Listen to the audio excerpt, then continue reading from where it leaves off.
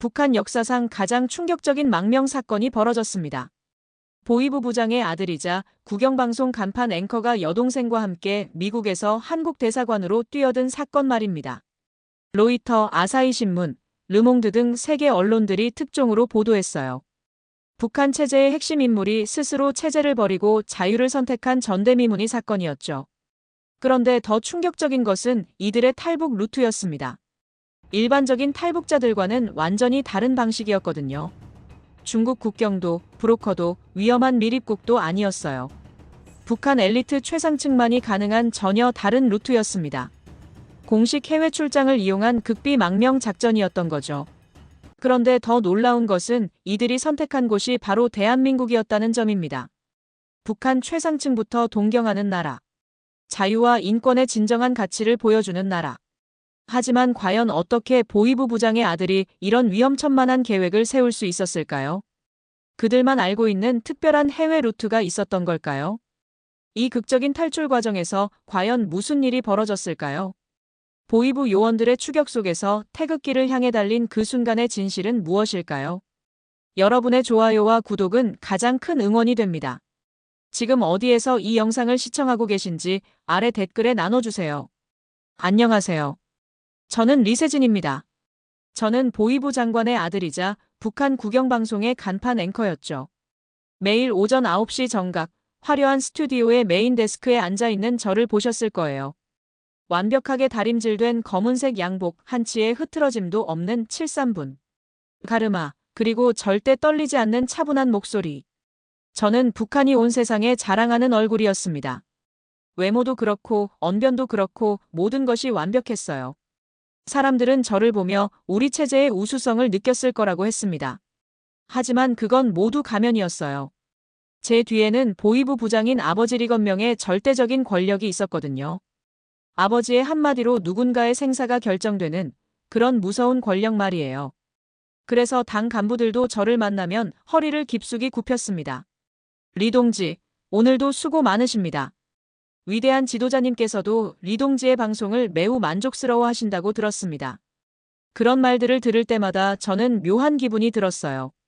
자랑스러우면서도 동시에 공허했습니다. 이 모든 예우가 정말 제 능력 때문일까? 아니면 그저 아버지의 권력 때문일까? 저는 16살부터 21살까지 스위스에서 유학했어요. 물론 감시요원 2명이 항상 따라다녔지만요. 그들은 저를 보호한다는 명목이었지만 실제로는 제 모든 행동을 감시하고 보고했습니다. 누구와 만나는지, 무슨 이야기를 하는지, 어떤 책을 읽는지까지 전부 기록되었어요. 하지만 그럼에도 불구하고 스위스에서의 경험은 제게 충격이었습니다. 처음으로 자유로운 대화를 해보았거든요. 친구들은 정부 정책을 비판하기도 하고 대통령을 조롱하기도 했어요. 그런데 아무도 그들을 잡아가지 않았습니다. 교수들은 학생들에게 의문을 가지라고 비판적으로 사고하라고 가르쳤어요. 모든 것을 당연하게 받아들이지 말고 스스로 생각해보라고 했습니다. 저는 그런 분위기가 너무나 신선했어요. 북한에서는 상상도 할 수 없는 일들이었거든요. 도서관에서 읽은 책들도 충격적이었습니다. 서방의 철학책, 역사책, 문학작품들을 읽으면서 세상에 대한 시각이 넓어졌어요. 특히 언론의 자유에 관한 책들을 읽을 때는 가슴이 뛰었습니다. 기자들이 권력을 감시하고 진실을 추구하고 사회 정의를 위해 싸우는 모습들. 그것이 진짜 언론인의 모습이구나 싶었어요. 하지만 결국 북한으로 돌아와야 했죠. 아버지는 저를 위해 특별한 계획을 세워놓고 있었거든요. 귀국하자마자 저는 방송국으로 끌려갔습니다. 당신은 우리 체제의 얼굴이 될 것이다. 위대한 지도자의 뜻을 온 세상에 전하는 영광스러운 임무를 맡게 될 것이다. 그렇게 해서 시작된 앵커 훈련은 지옥 같았어요. 목소리 톤 하나하나까지 세세하게 지적받았습니다. 너무 높으면 안 되고 너무 낮아도 안 됐어요. 표정 연습만 하루에 5시간씩 했습니다. 거울 앞에서 똑같은 미소를 수천 번 연습했어요. 시선 처리도 완벽해야 했습니다. 카메라를 보는 각도, 고개를 끄덕이는 타이밍, 심지어 눈 깜빡이는 횟수까지 정해져 있었어요. 그렇게 6개월간의 혹독한 훈련을 거쳐서 드디어 메인 앵커가 되었습니다. 첫 방송날 저는 떨렸어요. 하지만 카메라 앞에 서는 순간 모든 것이 기계적으로 움직였습니다. 위대한 지도자 동지께서는 오늘 새벽 현지 지도를 통해 인민들의 생활 향상을 위한 구상을 제시하셨습니다. 제국주의자들의 끊임없는 침략 야욕에도 불구하고 우리 인민은 굳건히 단결하여 사회주의 건설에 매진하고 있습니다. 매일 같은 내용, 같은 톤으로 방송했어요. 하지만 마음속으로는 스위스에서 만난 자유로운 기자들이 자꾸 생각났습니다. 그들은 진실을 추구했고 권력에 굴복하지 않았어요. 그런데 저는 뭐 하고 있는 거죠? 그저 권력의 나팔이 되어 있는 거였어요. 어느 날 방송이 끝나고 집으로 돌아가는 길에 17살 동생 리주리가 저에게 물었습니다. 오빠, 진짜 세상은 어떤데? 오빠가 스위스에서 본 그 자유로운 세상 말이야. 사람들이 정말 마음대로 말하고 마음대로 생각할 수 있는 거야. 주리의 눈망울에는 간절함이 가득했어요. 하지만 저는 대답할 수 없었습니다. 진실을 말하면 주리도 저도 위험해지니까요. 그때부터 저는 밤마다 괴로워했어요. 나는 누구를 위해 말하고 있는가? 이 목소리는 정말 내 것인가? 아니면 그저 체제의 도구에 불과한가? 거리를 걸으며 사람들을 보면 더 괴로웠어요. 모두들 표정이 굳어있고 자연스럽게 웃는 사람을 찾아보기 어려웠거든요. 스위스에서 본 사람들은 그렇지 않았는데 그들은 자유롭게 웃고 자유롭게 대화했어요. 저는 북한 최상위 특권층의 모든 혜택을 누리고 있었습니다. 좋은 집, 좋은 차, 좋은 음식, 그리고 사람들의 존경. 하지만 마음은 감옥에 갇힌 것 같았어요. 황금 새장 속의 새처럼 말이죠. 아무리 화려한 새장이라도 결국은 새장일 뿐이었습니다. 제가 매일 전하는 뉴스는 모두 각색되고 조작되고 미화된 것들 뿐이었어요. 진실은 어디에도 없었습니다. 경제가 어려우면 더 발전했다고 했고 사람들이 굶주리면 풍요로워졌다고 했어요. 외부 세계의 소식은 모두 왜곡되어서 전해졌습니다. 저는 그 모든 거짓을 온 세상에 퍼뜨리는 도구였던 거죠. 매일 밤 잠들기 전에 저는 자문했습니다. 이런 삶이 언제까지 계속될까? 언젠가는 이 거짓에서 벗어날 수 있을까? 진짜 제 목소리로 진실을 말할 수 있는 날이 올까? 하지만 현실은 냉혹했습니다. 저는 이미 북한 체제의 상징적 인물이 되어버렸어요. 제가 사라지면 체제에 큰 타격이 될 거라고 했습니다. 그래서 더더욱 벗어나기 어려웠죠. 그럼에도 마음 한구석에서는 희망의 불씨가 꺼지지 않았어요. 스위스에서 경험했던 자유의 기억이 저를 지탱해 주었거든요. 언젠가는 저도 그들처럼 진실을 말할 수 있는 날이 올 거라고 믿었습니다. 하지만 그날이 이렇게 빨리, 이렇게 극적으로 올 줄은 꿈에도 몰랐어요. 그 모든 변화의 시작은 바로 제 동생 리주리 때문이었습니다. 그날은 평범한 월요일 아침이었습니다. 저는 늘 그랬듯이 오전 7시에 일어나서 방송 준비를 하고 있었어요. 샤워를 마치고 양복을 입는데 갑자기 집 전화가 울렸습니다. 이른 아침에 전화가 오는 것은 보통 긴급한 일이 있을 때뿐이었어요. 전화를 받은 어머니의 얼굴이 순식간에 새하얘졌습니다. 세진아, 빨리 와봐. 주리에게 큰일이 생겼어. 저는 모든 것을 내려놓고 뛰어나갔어요. 방송국에는 급히 연락해서 컨디션 난조로 오늘 방송을 쉰다고 했습니다. 집에 도착하니 보이부 차량 2대가 대문 앞에 서 있었어요. 검은색 승용차에서 내린 요원들의 표정은 차갑고 무표정했습니다. 그들이 우리 집에 나타날 때는 항상 좋지 않은 일이 생겼을 때였어요. 집 안으로 들어가니 리주리가 거실 소파에 앉아 있었습니다. 평소 밝고 활기찼던 동생의 얼굴은 새하얗게 질려 있었어요. 손은 부들부들 떨리고 있었고 눈에는 공포가 가득했습니다. 보이부 조사관 한 명이 저에게 상황을 설명했어요. 어제 학교에서 정기 검열이 있었는데 리주리의 책가방에서 수상한 물건이 발견되었다는 것이었습니다. USB 하나였는데 그 안에는 남한 드라마가 들어있었다고 했어요. 그것도 한 편이 아니라 여러 편이 저장되어 있었다는 거였습니다. 조사 결과 리주리가 몇 달 동안 몰래 시청해왔다는 것이 밝혀졌어요. 학급 친구 중 한 명이 몰래 복사해서 돌려주었던 것 같다고 했습니다.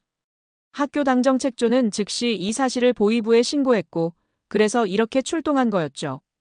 저는 즉시 아버지를 찾아갔습니다. 보이부 청사의 부장실로 뛰어가서 무릎을 꿇고 간청했어요. 아버지, 주리는 아직 17살밖에 안 된 아이예요. 호기심이 많은 나이잖아요. 한 번만, 딱 한 번만 용서해 주시면 안 될까요? 다시는 이런 일이 없도록 제가 책임지겠습니다. 하지만 아버지 리건명의 대답은 차가웠습니다. 세진아, 너는 아직도 모르는구나. 우리 체제에서는 혈연 관계가 당보다 앞설 수 없다. 체제에 해가 되는 일이라면 친자식이라도 예외가 될 수 없어. 이것이 우리 가문이 지켜온 철칙이다. 아버지의 눈빛은 얼음처럼 차가웠어요. 거기에는 아버지로서의 정의나 인간적인 따뜻함은 전혀 없었습니다. 오직 체제의 수호자로서의 냉혹함만이 있었어요. 리주리는 재교육소 사무관리소로 이송될 것이라고 했습니다. 그곳이 어떤 곳인지 저는 너무나 잘 알고 있었어요. 한번 들어가면 살아서 나오기 어려운 곳이었습니다. 17살 여동생이 그 지옥 같은 곳에서 견뎌낼 수 있을까요? 그날 저녁 방송에서 저는 연달아 실수를 했습니다. 대본의 첫 줄부터 틀렸어요. 위대한 지도자 동지께서는이라고 해야 할 것을 위대한 지도자께서는이라고 말했습니다. 작은 차이 같지만 방송에서는 용납될 수 없는 실수였어요. 중간에 말을 더듬기도 했고 심지어 눈물이 맺히기도 했습니다. 카메라맨이 당황해서 잠깐 화면을 돌릴 정도였어요. 방송이 끝나자마자 방송국 간부들이 저를 불렀습니다. 리 동지, 요즘 상태가 매우 좋지 않다. 오늘 방송은 정말 심각했어. 혹시 개인적인 문제라도 있나? 체제의 얼굴인 당신이 이런 모습을 보이면 안 돼. 정신을 차리고 본연의 임무에 충실해야 해. 그들은 제가 동생 문제로 흔들린다는 것을 이미 다 알고 있었습니다. 하지만 그것보다는 방송 품질이 더 중요했어요. 이틀 뒤, 아버지가 저를 단독으로 호출했습니다. 보이부 청사 최상층에 있는 부장실에서 마주한 아버지는 평소보다 더 차갑게 말했어요. 세진아, 이번 일로 우리 가문의 위상에 금이 가고 있다. 너가 흔들리는 모습을 보고 사람들이 의구심을 갖기 시작했어. 리주리는 이미 결정된 일이니까 깨끗하게 포기해라. 그리고 방송에서는 더 이상 실수하지 마라. 한 번 더 문제가 되면 너도 가만두지 않겠다. 저는 겉으로는 알겠습니다라고 대답했지만 속으로는 분노가 치솟았어요. 이게 정말 가족인가? 이게 아버지라는 사람이 할 말인가? 체제를 위해서라면 자식도 버릴 수 있다는 건가? 혈육의 정이란 게 이렇게 쉽게 짓밟히는 건가? 그날 밤부터 저는 완전히 달라지기 시작했습니다. 체제에 대한 충성심이 조금씩 균열을 일으키기 시작했어요. 아니, 균열이 아니라 완전히 무너져 내리기 시작했다고 해야 맞겠네요. 리주리를 만나러 갔을 때 동생의 모습은 말이 아니었습니다. 겨우 며칠 사이에 살이 빠져서 완전히 다른 사람 같았어요. 볼은 쪽 들어갔고 눈은 움푹 패여 있었습니다. 평소에 좋아하던 음식도 먹지 못한다고 했어요. 오빠, 나 정말 무서워. 재교육소에 가면 정말 살아서 나올 수 있을까? 거기서 죽는 사람들이 많다고 들었는데. 주리의 떨리는 목소리를 듣는 순간 저는 마음속으로 다짐했습니다. 이 체제는 인간을 인간으로 취급하지 않는다. 가족의 정도, 혈육의 정도 모두 짓밟아버린다. 권력을 위해서라면 무엇이든 희생시킬 수 있다고 생각한다. 이런 곳에서는 더 이상 인간답게 살 수 없다. 리주리 이송날이 다가왔습니다. 보이부 요원 3명이 집에 와서 주리를 데려가려고 했어요. 리주리 동지, 일어나서 따라오시오. 국가에 해를 끼친 죄를 뉘우치고 새 사람이 되어야 한다. 주리는 작은 가방 하나만 들고 일어섰어요. 그 가방 속에는 어린 시절 사진 몇 장과 제가 선물한 공책 하나가 들어 있었습니다. 저는 그 모습을 지켜볼 수밖에 없었어요. 아무것도 해줄 수 없는 무력한 오빠였습니다. 주리는 끝까지 저를 바라보며 끌려갔어요. 그 눈빛에는 원망이 아니라 이해가 담겨 있었습니다. 오빠도 어쩔 수 없다는 걸 아는 거였죠. 오빠, 나를 잊지 말아줘. 그게 주리가 제게 한 마지막 말이었어요. 그날 저는 처음으로 체제에 대한 진짜 분노를 느꼈습니다. 이건 나라가 아니다. 이건 거대한 감옥이다. 사람을 사람답게 대하지 않는 괴물 같은 시스템이다. 방송에서 매일 떠들어대던 체제의 우수성, 인민의 행복, 위대한 지도자의 사랑. 그 모든 것이 새빨간 거짓말로 느껴졌습니다. 진짜 우수한 체제라면 17살 소녀의 순수한 호기심을 범죄로 만들까요? 진짜 위대한 지도자라면 가족의 정마저 짓밟게 할까요? 저는 더 이상 그들의 입이 되고 싶지 않았습니다. 하지만 현실적으로 벗어날 방법은 없어 보였어요.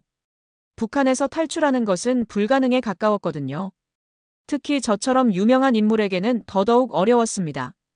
그래도 마음속으로는 굳게 다짐했어요. 언젠가 기회가 오면 절대 놓치지 않겠다고. 주리를 구해내고 이 지옥 같은 곳에서 벗어나겠다고. 그리고 세상 사람들에게 이곳의 진짜 모습을 알리겠다고 말이에요. 그때는 몰랐습니다. 그 기회가 생각보다 빨리 올 줄은. 리주리가 끌려간 뒤 일주일 동안 저는 완전히 망가져갔습니다. 잠을 제대로 잘 수도 없었고 음식 맛도 느낄 수 없었어요. 계속해서 주리가 재교육소에서 고문당하는 모습이 머릿속에 떠올랐습니다. 방송 중에도 갑자기 멍해지는 일이 늘어났어요. 대본을 읽다가 갑자기 멈춰서서 몇 초 동안 아무 말도 못하는 거였습니다. 카메라맨들이 당황해서 손짓을 해도 정신을 차리지 못했어요. 때로는 목이 메어서 말을 이어가지 못하기도 했습니다. 제국주의자들의 침략 야욕을 하고 말하다가 갑자기 눈물이 나서 멈춘 적도 있었어요. 시청자들에게는 감기 기운이 있어서 그렇다고 둘러댔지만 실제로는 정신적 충격 때문이었습니다. 밤에는 악몽에 시달렸어요. 꿈속에서 주리는 항상 저를 부르고 있었습니다. 오빠, 여기서 나를 꺼내줘. 나는 죄가 없어. 그냥 궁금해서 본 건데 왜 이런 벌을 받아야 해? 꿈속에서도 저는 아무것도 해줄 수 없었어요. 주리에게 다가가려고 하면 보이부 요원들이 길을 막았고 소리치려고 하면 목소리가 나오지 않았습니다. 그런 악몽을 꾸고 나면 새벽에 식은땀을 흘리며 깨어났어요. 가끔은 꿈속에서도 저는 방송을 하고 있었습니다. 하지만 제 입에서는 대본이 아니라 비명이 나왔어요. 도와주세요. 제 동생을 구해주세요. 이 모든 게 거짓말이에요. 그런 꿈을 꾸고 나면 현실로 돌아오는 것이 더 괴로웠습니다. 방송국 간부들은 제 상태를 심각하게 받아들이기 시작했어요. 리동지의 컨디션 난조가 계속되고 있다. 이대로 가면 국가 이미지에 타격이 될 수 있다. 대책을 마련해야 한다. 그들은 매일 회의를 열어서 저에 대한 대책을 논의했습니다. 심리 상담을 받게 할 것인지, 잠시 방송을 중단할 것인지, 아니면 다른 앵커로 교체할 것인지. 하지만 저를 갑자기 화면에서 사라지게 하면 외부에서 의혹을 제기할 수 있었어요. 그래서 다른 방법을 찾고 있었던 것 같습니다. 어느 날 갑작스럽게 해외 출장 명령이 내려졌어요. 부국장이 저를 불러서 말했습니다. 리동지, 미국에서 열리는 국제 언론인 교류 행사에 참석하게 됐다. 우리 체제의 우수성을 널리 알리는 중요한 임무다. 명목상으로는 선전 활동이었지만 실제로는 제 정신 상태를 회복시키려는 의도였다는 것을 알 수 있었어요. 새로운 환경에서 자극을 받으면 다시 예전 같은 충성심을 되찾을 수 있을 거라고 생각한 거죠. 외부 세계를 보여주면서 우리 체제가 얼마나 우수한지 다시 한번 깨닫게 하려는 계산이었을 거예요. 그런데 한 가지 조건이 있었습니다. 리주리도 함께 데리고 가라는 것이었어요. 재교육소에서 일시적으로 빼내서 동행시키겠다는 거였습니다. 가족과 함께하면 심리적 안정을 찾을 수 있을 것이라는 게 표면적인 명분이었어요. 하지만 진짜 이유는 따로 있었습니다. 주리를 인질로 삼아서 저를 완전히 통제하겠다는 속셈이었어요. 혹시 제가 이상한 행동을 하더라도 동생이 있으면 함부로 할 수 없을 거라는 계산이었죠. 리주리를 다시 만났을 때 저는 말 그대로 충격을 받았습니다. 겨우 한 달 만인데 주리는 완전히 다른 사람이 되어 있었어요. 살은 더욱 빠져서 뼈만 앙상하게 남아 있었고 머리카락도 많이 빠져 있었습니다. 눈빛도 예전처럼 맑고 밝지 않았어요. 죽은 것 같은 생기라고는 찾아볼 수 없는 눈이었습니다. 손목과 발목에는 수갑 자국으로 보이는 상처들이 있었어요. 옷도 다 헐렁해져서 아이 옷을 입은 것 같았습니다. 하지만 저를 보자 작게나마 미소를 지었어요. 오빠, 정말 보고 싶었어. 오빠 얼굴을 볼 수 있을 줄 몰랐는데. 그 한마디에 제 마음은 산산조각이 났습니다. 이런 상태가 된 동생을 보고도 아무것도 해주지 못하는 제 자신이 한심했어요. 저는 그날 밤 혼자서 결심했습니다. 이번이 정말 마지막 기회일지도 모른다고. 미국에 가면 뭔가 다른 가능성이 있을 거라고. 혹시라도 탈출할 기회가 생긴다면 절대 놓치지 않겠다고. 출국 전날 밤, 저는 주리와 단둘이 있을 때 조심스럽게 손에 글자를 써서 보여줬습니다. 자유. 단 두 글자였지만 주리는 그 의미를 단번에 알아차렸어요. 눈이 커지면서 처음으로 희망에 찬 표정을 지었습니다. 정말 오랜만에 보는 주리의 밝은 표정이었어요. 오빠도 같은 생각이구나 하는 눈빛이었습니다. 저희는 말로는 하지 않았지만 서로의 마음을 완전히 이해했어요. 이번 여행이 단순한 출장이 아니라 우리 인생을 바꿀 수 있는 기회가 될 수도 있다는 것을 말이에요. 하지만 현실은 그리 만만하지 않았습니다. 보위부 요원 3명이 저희를 감시하기 위해 동행하기로 되어 있었거든요. 김철수, 박명호, 이광수라는 이름의 요원들이었어요. 그들은 저희의 모든 행동을 감시하고 보고할 예정이었습니다. 심지어 호텔방도 연결된 곳으로 예약했다고 했어요. 화장실에 갈 때조차 허락을 받아야 하는 상황이었습니다. 그럼에도 저는 희망을 버리지 않았어요. 스위스 유학 시절 기억 속에 한국계 미국인 기자가 있었거든요. 마클이라는 사람이었는데 탈북자 문제나 북한 인권에 관심이 많았던 기자였어요. 혹시 그가 이번 행사에도 참석할지도 모른다는 기대를 했습니다. 만약 그를 만날 수 있다면 뭔가 도움을 받을 수 있을지도 모르니까요. 출발 당일 아침 평양공항에서 주리는 제 손을 꽉 잡았어요. 오빠, 무슨 일이 생겨도 우리는 함께하자. 절대 서로를 포기하지 말자. 저는 고개를 끄덕이며 대답했습니다. 물론이지, 우리는 가족이니까. 비행기 안에서 저는 창밖을 바라보며 생각했어요. 저 아래 펼쳐진 구름들처럼 자유롭게 살 수는 없을까? 새처럼 하늘을 날며 어디든 갈 수는 없을까? 하지만 현실로 돌아오면 저희는 여전히 감시당하고 통제받는 죄수였습니다. 보위부 요원들이 계속 저희를 지켜보고 있었거든요. 그래도 마음속으로는 희망의 끈을 놓지 않았어요. 미국 땅에 발을 딛는 순간 뭔가 달라질 거라고 믿었습니다. 적어도 새로운 기회는 생길 거라고 생각했어요. 저는 주리의 손을 다시 한번 꽉 잡았습니다. 이번이야말로 진짜 마지막 기회일지도 모르니까요. 우리의 운명을 바꿀 수 있는 결정적인 순간이 곧 올 거라는 예감이 들었습니다. 미국 동부 시간으로 오후 2시 뉴욕 존 F 케네디 공항에 도착한 순간부터 저는 말 그대로 다른 세상에 온 것 같았습니다. 공항 시설부터가 완전히 달랐어요. 평양공항이나 심지어 인천공항보다도 더 웅장하고 현대적이었습니다. 하지만 무엇보다 놀라운 것은 사람들의 모습이었어요. 다양한 인종의 사람들이 자연스럽게 어울려 걸어다니고 있었고 모든 사람들의 표정이 밝고 자유로워 보였습니다. 아무도 서로를 의심스럽게 바라보지 않았고 경계하지도 않았어요. 리주리는 입국 심사를 받으면서 계속 놀라워했습니다. 오빠, 저기 봐. 사람들이 저렇게 자연스럽게 웃고 있어. 그것도 아무 이유 없이 그냥 웃고 있어. 우리나라에서는 상상도 할 수 없는 일이지. 주리의 그 말이 제 가슴을 깊숙이 찔렀습니다. 17살 아이가 사람들의 자연스러운 미소를 보고 놀라다니요. 우리가 얼마나 억압적이고 경직된 곳에서 살아왔는지를 새삼 깨달았어요. 호텔로 향하는 택시 안에서 본 맨하탄의 거리 풍경은 더욱 충격적이었습니다. 타임스퀘어의 화려한 네온사인들, 자유롭게 걸어다니는 사람들, 거리 곳곳에서 벌어지는 공연들. 모든 것이 생동감 넘치고 활기찼어요. 카페에서는 사람들이 편안하게 대화를 나누고 있었습니다. 어떤 테이블에서는 정치 이야기도 하고 있었는데 아무도 그들을 감시하거나 신고하지 않았어요. 심지어 대통령을 비판하는 말도 자유롭게 하고 있었습니다. 저는 스위스 유학 시절을 떠올렸어요. 그때도 이런 자유로운 분위기에 놀랐었는데 지금은 그때보다도 더 생생하게 자유를 체감할 수 있었습니다. 그때는 학생 신분으로 제한된 환경에 있었거든요. 하지만 지금은 성인이 되어서 더 넓은 시각으로 세상을 볼 수 있게 된 거죠. 호텔에 체크인하면서도 감동의 연속이었어요. 직원들은 정말 친절했고 억지로 만든 미소가 아니라 진짜 환영하는 마음에서 나오는 자연스러운 미소였습니다. 룸서비스도 놀라웠어요. 다양한 음식을 자유롭게 선택할 수 있었고 그 풍성함은 북한에서는 상상도 할 수 없는 수준이었습니다. 하지만 저희의 감탄도 잠깐이었어요. 보위부 요원들이 계속 저희를 감시하고 있었거든요. 그들은 연결된 옆방에서 저희의 모든 동태를 지켜보고 있었습니다. 다음 날부터 본격적인 행사 일정이 시작되었어요. 국제 언론인 교류 행사라는 명목으로 각국의 기자들과 방송인들이 모인 자리였습니다. 저는 북한 국영방송을 대표해서 참석한 거였죠.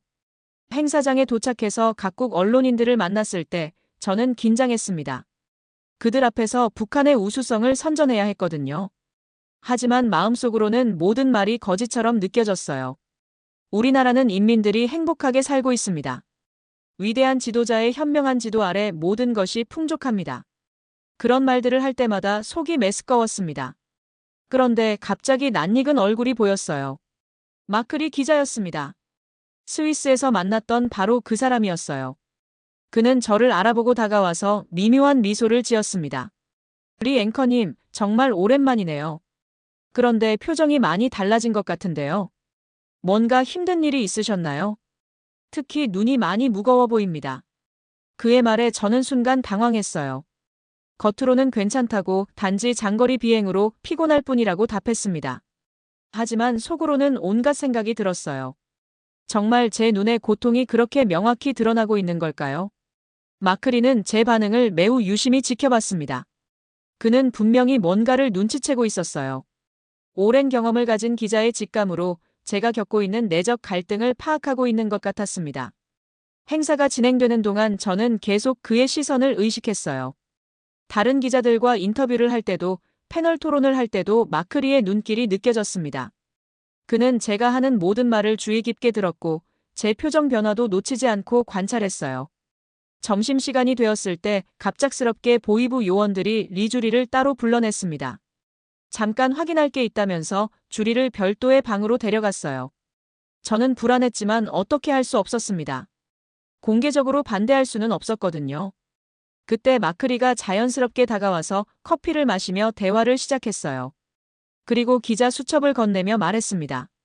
혹시 필요하시면 제 연락처를 적어두었으니 언제든 연락해보세요. 미국에 있는 동안 도움이 필요하시면 말씀해주세요. 수첩을 받아보니 안에 작은 쪽지가 끼어 있었어요. 내일 오후 3시 한국대사관 앞. 문은 열려 있습니다. 제 심장이 미친 듯이 뛰기 시작했습니다. 이것은 분명히 탈출의 기회를 의미하는 것 같았어요. 하지만 동시에 엄청난 위험이기도 했습니다. 발각되면 주리와 저 모두 목숨이 위험할 수 있었거든요. 주리가 신문을 받고 돌아왔을 때 얼굴이 더욱 창백해져 있었어요. 뭘 물어봤는지는 말하지 않았지만 많이 힘들어하는 것 같았습니다. 저는 조심스럽게 신호를 보냈어요. 손으로 작은 원을 그려서 보여줬습니다. 주리는 그 의미를 바로 알아차리고 작게 고개를 끄덕였어요. 어린 시절부터 저희 남매만이 아는 암호였거든요. 위험한 상황에서 서로 의사소통을 할 때 사용하던 신호였습니다. 그날 밤 호텔방에서 저는 전혀 잠을 잘 수 없었어요. 창밖으로 보이는 뉴욕의 화려한 야경이 저를 계속 유혹했습니다. 저기 어딘가에는 진짜 자유가 있을 텐데. 진실을 마음껏 말할 수 있는 세상이 있을 텐데. 주리도 편안하게 웃을 수 있는 곳이 있을 텐데. 하지만 그곳으로 가려면 목숨을 걸어야 했습니다. 실패하면 저희뿐만 아니라 북한에 남아있는 가족들까지 모두 위험해질 수 있었어요. 특히 어머니는 어떻게 될까요? 하지만 이대로 돌아가면 어떻게 될까요? 주리는 다시 재교육소로 끌려갈 것이고 저는 평생 거짓을 말하는 기계로 살아야 할 거였어요. 그보다는 차라리 자유를 위해 목숨을 거는 게 나을 것 같았습니다. 새벽녘에 잠깐 잠이 들었는데 꿈을 꿨어요. 저와 주리가 넓은 초원을 자유롭게 뛰어다니는 꿈이었습니다. 아무도 저희를 감시하지 않았고 아무도 저희를 통제하지 않았어요. 진짜 자유로운 세상이었죠. 꿈에서 깨어났을 때 저는 확신했습니다. 내일이 우리 운명을 결정할 날이 될 거라고. 성공하면 진짜 자유를 얻을 수 있고 실패하면 모든 게 끝날 거였습니다. 하지만 더 이상 망설일 수는 없었어요. 이보다 좋은 기회는 다시 오지 않을 거였으니까요. 챕터 5장. 그 다음 날은 제 인생에서 가장 중요하고도 긴장되는 날이었습니다. 아침부터 심장이 두근거려서 제대로 잠에서 깰 수가 없었어요. 행사장에서 마지막 일정을 소화하는 동안 저는 계속해서 손목시계를 확인했습니다. 오후 3시. 마크리 기자가 알려준 그 시간이 점점 다가오고 있었어요. 보이부 요원들은 평소처럼 저희를 철저히 감시하고 있었습니다. 김철수는 제 바로 뒤에서, 박명호는 주리 옆에서, 이광수는 조금 떨어진 곳에서 주변을 경계하고 있었어요. 그들은 아무것도 눈치채지 못한 것 같았습니다. 저와 주리가 무슨 계획을 세우고 있는지 전혀 모르는 것 같았어요. 오후 2시 반쯤 되었을 때 갑자기 행사장에 엄청난 소동이 일어났습니다. 유명한 할리우드 액션 배우가 깜짝 게스트로 등장한 거예요. 톰 크루즈였습니다. 미션 임파서블 시리즈로 유명한 그 배우 말이에요. 순식간에 행사장이 아수라장이 되었습니다. 기자들은 물론이고 일반 참석자들까지 모두 그쪽으로 우르르 몰려들기 시작했어요. 카메라 플래시가 터지고 사람들이 소리를 지르고 완전히 통제 불능 상태가 되었습니다. 보이부 요원들도 완전히 당황했어요. 이런 상황은 전혀 예상하지 못했던 거였죠. 그들은 급하게 무전기로 연락을 주고받으며 대응책을 논의했습니다. 저는 바로 이때가 기회라고 생각했어요. 주리에게 눈짓을 보내면서 조용히 말했습니다. 지금이야. 우리는 인파 속으로 사라지기 시작했습니다. 처음에는 천천히 자연스럽게 움직였어요. 마치 톰 크루즈를 보러 가는 것처럼 말이죠. 하지만 점점 속도를 높여갔습니다. 보이부 요원 중 박명호가 가장 먼저 저희의 움직임을 눈치챘어요. 리세진 동지, 리주리 동지, 어디로 가시는 겁니까? 그의 급한 목소리가 들렸지만 이미 저희는 사람들 사이로 빠져나가고 있었습니다. 다른 요원들도 뒤따라왔지만 워낙 인파가 많아서 쉽게 따라오지 못했어요. 행사장을 빠져나와 거리로 뛰어나왔을 때 저는 심장이 터질 것 같았습니다. 뉴욕의 거리는 평소보다도 더 복잡하고 분복거요. 주리도 제 손을 꽉 잡고 함께 뛰었습니다. 숨이 차서 헐떡거렸지만 포기하지 않았어요. 한국 대사관까지는 약 15분 정도 거리였습니다. 하지만 그 15분이 마치 평생처럼 길게 느껴졌어요.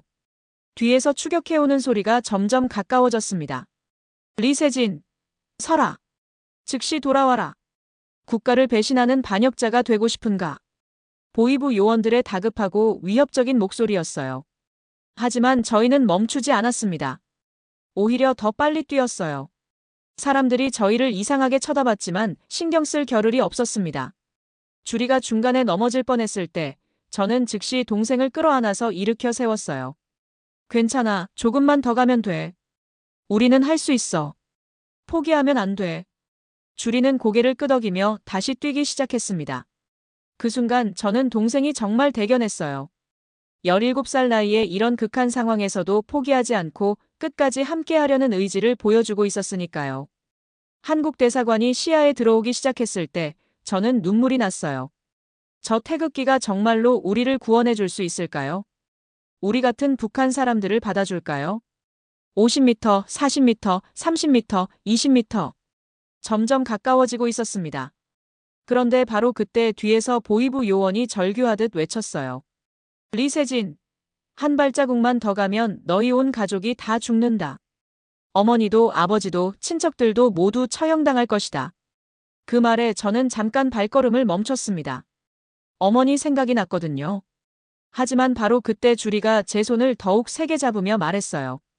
오빠, 우리는 이미 죽은 거나 마찬가지야. 돌아가봐야 지옥이 기다리고 있을 뿐이야. 계속 가자. 주리의 말이 맞았습니다. 돌아가면 주리는 다시 재교육소로 갈 것이고 저는 평생 죄책감에 시달리며 살아야 할 거였어요. 그보다는 자유를 향해 마지막 도전을 해보는 게 나았습니다. 저는 대사관 정문 앞에 서 있는 힘껏 소리쳤어요. 우리는 정치적 망명을 원합니다. 잡혀가면 죽습니다. 제발 도와주세요. 대사관 경비원들이 상황을 파악하고 즉시 문을 열어주었습니다. 그 순간 저는 태극기가 이렇게 아름답고 희망적인 깃발인 줄 처음 알았어요. 빨강과 파랑 그리고 흰색이 이렇게 감동적인 색깔인 줄도 몰랐습니다. 저희가 대사관 문 안으로 들어가는 순간 주리와 저는 동시에 울음을 터뜨렸어요. 드디어 해냈구나. 진짜 자유의 한 걸음 다가갔구나. 대사관 직원들이 저희를 안전한 내부 공간으로 안내해 주었습니다. 그들의 표정은 따뜻하고 인간적이었어요. 괜찮습니다. 이제 안전합니다. 천천히 숨을 고르시고 상황을 설명해 주세요. 그 말을 듣는 순간 저는 정말로 자유로운 땅에 서 있다는 걸 실감했습니다. 더 이상 감시받지 않는다는 것. 더 이상 거짓말을 강요받지 않는다는 것. 진실을 말할 수 있다는 것. 하지만 동시에 두려움도 있었어요. 이제 정말 시작이라는 걸 알았거든요. 북한은 저희를 끝까지 추적할 것이고 새로운 삶을 시작하는 것도 쉽지 않을 거였습니다. 그래도 후회하지 않았어요. 드디어 우리만의 선택을 할 수 있게 되었으니까요. 태극기 아래서 저는 마음속으로 다짐했습니다. 이제 저의 목소리는 진실을 위해 사용하겠다고. 더 이상 거짓의 도구가 되지 않겠다고. 세상 사람들에게 북한의 진짜 모습을 알리겠다고 말이에요. 대사관에서 하루를 보낸 뒤 저희는 한국으로 향하는 대한항공 직항편에 몸을 맡겼습니다. 미국과 한국 정부 간의 긴급한 고위급 협의가 있었고 인도적 차원에서 저희의 망명을 받아들이기로 결정이 내려진 것이었어요. 국정원 조사관 정태윤 선생님이 직접 미국으로 와서 저희를 호송해 주었습니다. 첫 만남부터 그분은 저희에게 안정감을 주는 사람이었어요. 이제부터 당신들을 지키는 것이 제 임무입니다. 더 이상 두려워하지 마시고 편안하게 따라오세요. 그 한마디가 얼마나 고마웠는지 모릅니다. 평생을 감시받고 통제받으며 살아온 저희에게는 처음으로 들어보는 따뜻한 말이었거든요. 누군가 저희를 지켜주겠다는 약속을 해주는 사람이 있다니요. 비행기 안에서 저는 창밖의 푸른 태평양을 내려다보며 생각에 잠겼어요. 저 넓은 바다 너머에 우리의 새로운 삶이 기다리고 있구나. 이제 정말로 자유로운 나라에서 살 수 있게 되는 거구나. 주리는 제 옆자리에서 조용히 잠들어 있었는데 오랜만에 평화로운 표정이었어요. 재교육소에 있을 때의 그 절망적이고 공포에 찬 얼굴이 아니라 어린아이 같은 편안한 잠자리였습니다. 정말 오랫동안 못 봤던 모습이었어요. 인천국제공항에 도착했을 때의 그 감동은 평생 잊을 수 없을 것 같습니다. 공항 시설 자체도 놀라웠지만 무엇보다 사람들의 표정과 분위기가 완전히 달랐어요. 자유롭고 여유로운 분위기가 공항 전체에 흐르고 있었습니다. 입국 절차를 밟으면서 저는 계속 울컥했어요. 이제 정말로 한국 땅을 밟은 거구나. 자유민주주의 국가에 발을 디딘 거구나. 꿈만 같았습니다.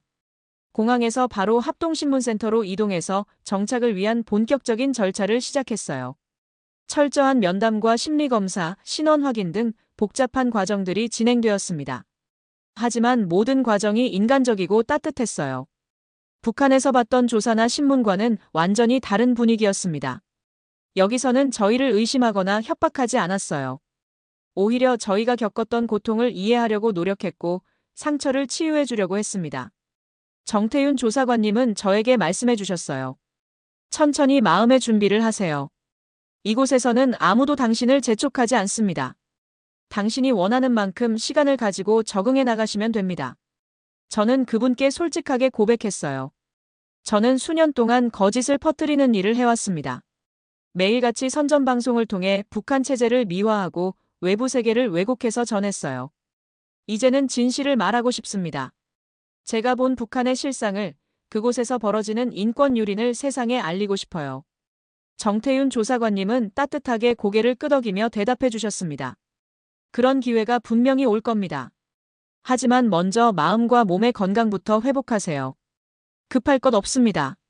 건강검진을 받았을 때 충격적인 사실이 드러났어요. 리주리는 심각한 영양실조 상태였습니다. 재교육소에서 제대로 된 음식을 못 먹었던 거였어요. 성장기 소녀에게 필요한 영양소가 심각하게 부족했고 빈혈도 있었습니다. 의료진은 즉시 정밀 검사를 실시하고 영양 보충을 위한 특별 치료를 시작했어요. 걱정하지 마세요. 시간은 좀 걸리겠지만 충분히 회복할 수 있습니다. 이제 좋은 음식 많이 먹고 푹 쉬시면 됩니다. 저도 극심한 스트레스로 인한 여러 증상들이 있었어요. 불안장애, 우울증, 수면장애, 소화장애 등등. 하지만 의료진과 상담사들은 정말 따뜻하게 저희를 돌봐주었습니다. 당연한 반응입니다. 그런 환경에서 살아오셨으면 이런 증상이 나타나는 게 자연스러워요. 하나씩 천천히 치료해 나가면 됩니다. 처음으로 한국 음식을 제대로 먹었을 때의 그 감동은 말로 표현할 수 없어요. 김치찌개와 흰쌀밥, 그리고 10가지가 넘는 다양한 반찬들. 북한에서는 꿈에서나 볼 수 있었던 풍성한 식단이었습니다. 주리는 밥을 먹으면서 계속 눈물을 흘렸어요. 오빠, 이게 다 진짜야? 매일 이렇게 먹을 수 있는 거야? 이런 게 진짜 자유구나. 저 역시 감정이 북받쳤습니다. 17살 동생이 제대로 된 한 끼 식사에 이렇게 감동해야 한다니. 우리가 얼마나 처참한 곳에서 살아왔는지를 다시 한번 뼈저리게 느꼈어요. 국정원에서 준비해준 임시 숙소는 크지는 않았지만 깨끗하고 따뜻했습니다. 방 2개의 거실과 주방이 있는 작은 아파트였어요. 창문을 열면 자유로운 공기가 들어왔습니다. 그 공기 속에는 감시의 냄새도 공포의 기운도 전혀 없었어요. 그날 밤 처음으로 저는 정말 편안한 잠을 잤습니다. 악몽도 없었고 중간에 깨지도 않았어요. 깊고 평화로운 잠이었습니다. 아침에 일어났을 때 저는 창밖을 내다보며 생각했어요. 우린 이제 감시받는 게 아니라 보호받고 있구나. 이것이 진짜 국가구나. 국민을 위협하고 통제하는 것이 아니라 보호하고 돌봐주는 것이 진짜 국가구나. 며칠 뒤 담당 상담사가 와서 앞으로의 계획에 대해 이야기해 주었어요. 한국어 교육, 사회 적응 프로그램, 직업훈련, 심리치료 등 다양한 지원을 받을 수 있다고 했습니다. 모든 비용은 정부에서 지원하고 저희가 완전히 자립할 수 있을 때까지 계속 도와준다고 했어요. 무엇보다 감동적인 것은 강요하는 것이 전혀 없다는 점이었습니다. 저희가 원하는 방향으로 저희 속도에 맞춰서 천천히 적응해 나가면 된다고 했어요. 앞으로의 길이 쉽지 않을 것은 알고 있었습니다. 새로운 언어, 새로운 문화, 새로운 시스템에 적응해야 했으니까요. 하지만 두렵지 않았어요. 이제 진짜로 인간다운 삶을 살 수 있게 되었으니까요. 저는 매일 밤 잠들기 전에 감사한 마음으로 생각했습니다. 이 모든 것이 꿈이 아니라 현실이구나. 정말로 자유로운 나라에서 살 수 있게 되었구나. 한국에 정착한 지 일주일 만에 충격적인 소식이 국정원을 통해 전해졌습니다. 북한이 조선중앙통신을 통해 공식 성명을 발표했다는 것이었어요. 내용은 예상했던 대로였습니다. 리세진과 리주리가 미제국주의자들에게 납치당했다는 것이었죠. 저희가 스스로 망명한 게 아니라 강제로 끌려갔다고 주장하는 거였습니다. 심지어 저를 불쌍한 피해자로 묘사하기도 했어요. 충실한 당원이었던 리세진 동지가 제국주의자들의 교활한 술책에 빠져서 가족과 함께 납치되었다는 식으로 말이죠. 정태윤 조사관님이 저에게 상황을 설명해 주셨어요. 이미 예상했던 반응입니다. 북한으로서는 체제의 상징적 인물이 망명한 것을 인정할 수 없으니까요. 하지만 걱정하지 마세요. 우리가 당신들을 끝까지 보호할 겁니다. 그날부터 저희 주변의 경비가 한층 더 삼엄해졌어요. 한국 대사관들과 외교부 건물에 협박 전화가 계속 걸려온다고 했습니다. 반역자들을 즉시 송환하라는 내용이었어요. 반역자는 어디에 숨어도 끝까지 추적한다는 협박도 있었다고 했습니다. 저는 두려웠지만 동시에 분노도 느꼈어요. 진실을 말하는 것이 왜 반역인가요? 자유를 선택하는 것이 왜 범죄인가요? 인간으로서 당연한 권리를 찾는 것이 왜 잘못된 일인가요? 국정원에서는 저희를 더욱 안전한 곳으로 이주시키기로 결정했습니다. 경기도 외곽 산속에 있는 안전가옥이었어요. 주변이 모두 산으로 둘러싸여 있고 외부인의 접근이 어려운 곳이었습니다. 경찰 특공대원들이 24시간 상주하면서 저희를 보호해 주었어요. 처음에는 답답했습니다. 자유를 찾아왔는데 또 다른 형태의 감금 상태가 된 것 같았거든요. 하지만 곧 이해할 수 있었어요. 이건 감시가 아니라 진짜 보호라는 걸 말이죠. 경찰관들은 저희에게 정말로 친절했습니다. 편안하게 지내고 계시죠? 혹시 필요한 것이나 불편한 점이 있으면 언제든 말씀해 주세요. 밤에 무서운 꿈 꾸시면 언제든 부르세요. 북한의 감시 요원들과는 완전히 다른 태도였어요. 그들은 저희를 통제하고 감시하기 위해 있었지만 여기 경찰관들은 정말로 저희를 지키기 위해 있는 사람들이었습니다. 주리는 안전가옥 창문 너머로 펄럭이는 태극기를 보며 저에게 말했어요. 오빠, 저 깃발이 우리를 지켜주는 거 맞지? 이제 저 깃발 아래서는 아무도 우리를 해칠 수 없는 거지. 저는 확신에 찬 목소리로 대답했습니다. 맞아.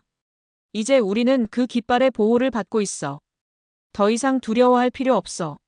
하지만 밤마다 악몽은 여전히 계속되었어요. 북한 방송국에 갇혀서 영원히 거짓말을 해야 하는 꿈을 자주 꿨습니다. 때로는 보위부 요원들이 저를 잡으러 오는 꿈도 꿨어요. 그럴 때마다 식은땀을 흘리며 잠에서 깨어났습니다. 심리 상담사 선생님은 시간이 지나면 점차 나아질 거라고 했어요. 하지만 쉬운 일은 아니었습니다. 그런 가운데 반가운 소식이 들려왔어요. 스위스에서 만났던 마크리 기자가 인터뷰를 요청했다는 것이었습니다.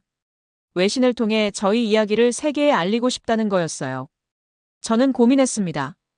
인터뷰를 하면 더욱 위험해질 수도 있었거든요. 북한에서는 저를 더욱 집요하게 추적할 것이고 보복의 강도도 세질 것이었습니다. 하지만 동시에 이것은 기회이기도 했어요. 진실을 세상에 알릴 수 있는 소중한 기회 말이죠. 북한의 실상을, 그곳에서 벌어지는 인권 유린을 전 세계에 고발할 수 있는 기회였습니다. 정태윤 조사관님과 오랜 상의 끝에 인터뷰를 하기로 결정했어요. 조건은 안전가옥에서 하는 것이었습니다. 그리고 제 얼굴은 모자이크 처리를 하기로 했어요. 인터뷰 당일 마크리 기자가 산속 안전가옥까지 찾아왔을 때 저는 정말 감격했습니다. 저희를 구해준 은인이었거든요. 그분이 아니었다면 저희는 아직도 북한에서 고통받고 있었을 거예요. 마크리 기자는 따뜻하게 말해주었습니다. 정말 용기 있는 선택이었습니다. 쉽지 않은 결정이었을 텐데 잘 해내셨어요. 이제 당신의 목소리를 전 세계가 들을 수 있게 됐습니다. 저는 카메라 앞에서 처음으로 진실을 말했어요. 북한의 진짜 모습을, 제가 겪었던 고통을, 그리고 자유의 소중함을 생생하게 증언했습니다. 몇 년 동안 억압받고 거짓을 강요받았던 모든 이야기를 털어놓았어요. 그날 밤 뉴스가 전 세계로 방송되었고 각국 언론들이 큰 관심을 보였습니다. 북한 체제 선전의 상징이었던 인물의 충격적인 증언이라는 제목으로 보도되었어요. 하지만 그와 동시에 위협도 더욱 구체화되었습니다. 유엔 인권이사회에서 공식 증언 요청이 들어왔어요. 제네바에서 열리는 유엔 인권이사회 정기회의에서 북한 인권 실상을 증언해달라는 것이었습니다. 저는 두려웠지만 받아들이기로 했어요. 이것이 제가 할 수 있는 일이라고 생각했거든요. 더 이상 침묵할 수는 없었습니다. 출국 전날 밤, 저는 주리와 함께 안전가옥 마당에 나가서 별을 봤어요. 경찰 호위 속에서였지만 자유로운 밤 공기를 마실 수 있었습니다. 오빠, 우리 정말 자유로워진 거 맞지? 이제 더 이상 무서워하지 않아도 되는 거지. 저는 주리의 손을 꽉 잡고 확신에 찬 목소리로 대답했어요. 맞아. 이제 우리는 진짜 자유야. 그런데 바로 그날 밤 충격적인 소식이 들려왔습니다. 아버지 리건명이 북한에서 숙청당했다는 것이었어요. 아들과 딸의 배신에 대한 책임을 지고 처형되었다는 소식이었습니다. 저는 복잡한 심정이었어요. 아버지에 대한 원망도 있었지만 동시에 안타깝기도 했습니다. 결국 저 때문에 돌아가신 거잖아요. 하지만 후회하지는 않았습니다. 이것이 바로 그 체제의 진짜 모습이니까요. 가족마저 쉽게 희생시키는 무자비한 시스템이니까요. 저는 더욱 확신했어요. 제가 한 선택이 옳았다는 것을 말이죠.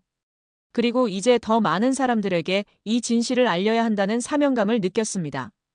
유엔 인권이사회가 열리는 제네바의 팔레데 나시옹 건물 연설장에 섰을 때 저는 온몸이 떨렸습니다. 전 세계 193개국 대표들과 수백 명의 언론인들이 지켜보는 가운데 서 있었거든요. 하지만 연단 위에 마이크를 잡는 순간 이상하게도 마음이 차분해졌어요. 드디어 진실을 말할 수 있는 순간이 온 거니까요. 수년 동안 억눌렀던 모든 이야기를 세상에 털어놓을 수 있는 기회였습니다. 저는 천천히 그러나 확신에 찬 목소리로 입을 열었어요. 나는 리세진입니다. 북한에서 국영방송 앵커를 했던 사람이죠. 나는 그들의 입이었습니다. 매일같이 거짓을 온 세상에 전파하는 도구였어요. 하지만 이제는 진실을 말합니다. 그날의 연설은 40분 동안 계속되었고 전 세계 주요 언론에 생중계되었습니다. 저는 북한의 참혹한 인권 실상을, 정치범 수용소의 비참한 현실을, 그리고 주민들의 절망적인 삶을 생생하게 증언했어요. 특히 제 동생 리주리가 겪었던 일을 이야기할 때는 목이 메어서 잠시 말을 잇지 못했습니다. 17살 소녀가 단지 한국 드라마를 봤다는 이유만으로 재교육소에 끌려가야 했던 이야기를 들은 청중들은 숨을 죽이고 있었어요. 연설이 끝났을 때 회장은 잠시 정적이 흘렀다가 뜨거운 박수가 터져나왔습니다. 그날의 증언은 세계 각국 언론의 일면을 장식했어요. 북한 체제 선전 앵커의 충격적인 양심 고백, 자유를 향한 목숨 건 탈출, 진실의 증언자가 된 북한 앵커 등의 제목으로 보도되었습니다. 한국으로 돌아와서 리주리와 함께 앞으로의 계획을 세웠어요. 주리는 자신의 경험을 바탕으로 탈북자 심리 상담사가 되고 싶다고 했습니다. 자신과 같은 상처를 가진 사람들을 도와주고 싶다는 거였어요. 오빠, 나 같은 아이들이 또 있을 거 아니야. 그 사람들에게 희망을 줄 수 있는 일을 하고 싶어. 저는 자유민주주의와 언론학을 공부하기로 결정했습니다. 서울 시내의 한 대학교에서 정치외교학을 전공하고 싶었어요. 진짜 자유가 무엇인지, 민주주의가 어떻게 작동하는지 제대로 배우고 싶었거든요. 그리고 언젠가는 진실한 언론인이 되고 싶었습니다. 거짓이 아닌 진실을 전하는 기자 말이에요. 주민등록증을 받던 날은 제 인생에서 가장 감동적인 순간 중 하나였어요. 작은 플라스틱 카드 한 장이었지만 그 안에는 엄청난 의미가 담겨 있었습니다. 드디어 대한민국 국민이 된 거였어요. 공식적으로 자유민주주의 국가의 일원이 된 것이었죠. 담당 공무원이 주민등록증을 건네주며 말했어요. 축하드립니다. 이제 진짜 우리나라 사람이 되셨네요. 그 말을 듣는 순간 또 눈물이 났습니다. 외신에서는 저를 자유의 입술이라고 부르기 시작했어요. 거짓을 말하던 입술이 진실을 말하는 입술로 변했다는 의미였죠. 리베레이션 립스, 프리덤 보이스 같은 별명도 생겼어요. 그런 별명들이 정말 마음에 들었습니다. 저는 정말로 자유의 입술이 되고 싶었거든요. 하지만 평화로운 날들만 계속되지는 않았어요. 북한에서 파견된 것으로 추정되는 공작원들의 암살 시도가 몇 차례 있었습니다. 길을 가다가 의심스러운 사람들이 뒤따라오는 일도 있었고, 거주지 주변에서 수상한 차량이 목격되기도 했어요. 국정원에서는 저희의 안전을 위해 해외 이주를 강력히 권했습니다. 조용한 유럽의 어느 도시에서 새로운 삶을 시작하는 게 어떻겠냐는 제안이었어요. 저는 고민 끝에 그 제안을 받아들이기로 했습니다. 한국을 떠나는 것은 정말 아쉬웠지만 무엇보다 주리의 안전이 우선이었거든요. 주리가 평범하고 안전한 삶을 살 수 있다면 어디든 갈 수 있었어요. 출국 전에 한국에서의 마지막 인터뷰를 했습니다. KBS 뉴스에서 특별 프로그램을 만들어준 거였어요. 그 자리에서 저는 한국과 한국 국민들에게 감사 인사를 전했습니다. 저희를 받아주시고 보호해주시고 새로운 삶을 시작할 수 있게 도와주신 모든 분들께 진심으로 감사드린다고 말이에요. 지금 저는 북유럽의 작은 도시에서 평범한 일상을 보내고 있습니다. 시내 중심가에 있는 조그만한 카페에서 책을 읽고 대학교에서 강의를 듣고 주리와 함께 평범한 저녁 시간을 보내요. 정말 평범한 일상이지만 이것이 얼마나 소중하고 귀한 것인지 매일 실감하고 있어요. 아무도 저를 감시하지 않고 아무도 제 말을 검열하지 않습니다. 제가 원하는 책을 읽고 원하는 생각을 하고 원하는 말을 할 수 있어요. 가끔 카페 손님들이 저를 알아보기도 해요. 아, 당신이 그 유명한 북한 출신 앵커군요. 용기 있는 선택을 하셨네요. 그럴 때마다 저는 겸손하게 미소를 지으며 대답합니다. 저는 이제 그냥 자유로운 한 사람일 뿐입니다. 새로운 삶을 살아가는 평범한 사람이에요. 리주리는 현지 대학에서 심리학을 열심히 공부하고 있어요. 탈북자들을 도우는 전문 상담사가 되겠다는 꿈을 향해 한 걸음씩 나아가고 있습니다. 가끔 화상통화로 한국에 있는 다른 탈북자들과 상담을 해주기도 해요. 언니, 정말 자유로워질 수 있나요? 나도 언니처럼 새로운 삶을 살 수 있을까요? 그런 질문을 받을 때마다 주리는 확신에 찬 목소리로 대답해요. 물론이에요. 자유는 선택하는 거예요. 용기를 내면 누구나 새로운 삶을 시작할 수 있어요. 저는 현지 대학교에서 정치학과 언론학을 복수 전공하고 있습니다. 진정한 민주주의가 무엇인지, 자유 언론이 어떤 역할을 해야 하는지 배우고 있어요. 교수님들과 동료 학생들은 제 과거를 알고도 전혀 차별하지 않아요. 오히려 더 관심을 가지고 도와주려고 합니다. 당신의 경험은 정말 값진 자산입니다. 그런 경험을 바탕으로 더 나은 세상을 만들어 가세요.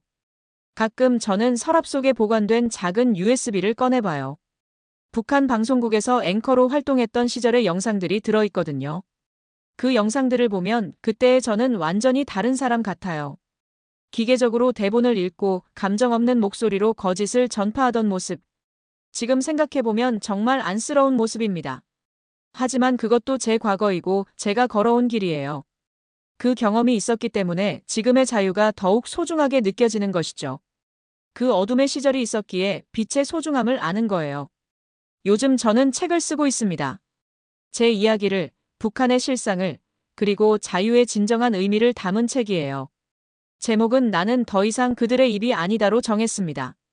더 많은 사람들에게 진실을 알리고 싶거든요. 특히 아직도 북한에 남아있는 사람들에게 희망을 주고 싶어요. 변화는 가능하다는 것을, 자유는 선택할 수 있다는 것을 말이죠. 세계 여러 나라의 출판사에서 관심을 보이고 있어요. 이 책이 전 세계 많은 언어로 번역되어서 더 많은 사람들이 읽을 수 있기를 바랍니다. 때로는 국제인권단체에서 강연 요청이 들어오기도 해요. 유럽의회, 미국 국회, 각국 대학교에서 북한 인권 문제에 대해 이야기해달라고 하죠.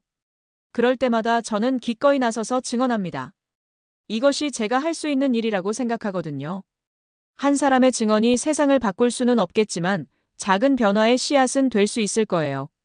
매일 저녁 주리와 함께 산책을 하면서 저는 생각합니다.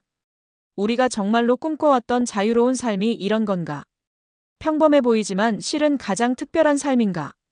주리도 비슷한 생각을 하나 봐요. 오빠, 우리 정말 잘한 것 같아. 그때 용기를 내지 않았다면 지금 이런 삶은 꿈도 못 꿨을 거야. 저는 고개를 끄덕이며 동생의 손을 꽉 잡습니다. 맞아. 가장 어려운 순간에 포기하지 않았던 우리가 자랑스러워. 밤마다 잠들기 전에 저는 마음속으로 다짐해요. 나는 더 이상 그들의 입이 아니다. 이 목소리는 이제 나 자신을 위한 것이다. 진실을 위한 것이다. 자유를 위한 것이다. 그리고 아직도 자유를 꿈꾸는 모든 사람들을 위한 것이다. 내일도 저는 이 자유로운 목소리로 세상과 소통할 것입니다. 거짓이 아닌 진실을, 선전이 아닌 희망을 전하면서 말이에요. 북한 체제의 선전 도구였던 제가 이제는 자유의 증언자가 되었습니다. 거짓을 퍼뜨리던 입술이 이제는 진실의 무기가 되었어요. 이것이 진짜 제 이야기입니다. 말로 체제를 받들던 사람이 말로 자유를 전파하게 된 한 남자의 이야기입니다. 북한의 얼굴에서 세계의 양심이 된 리세진의 이야기입니다.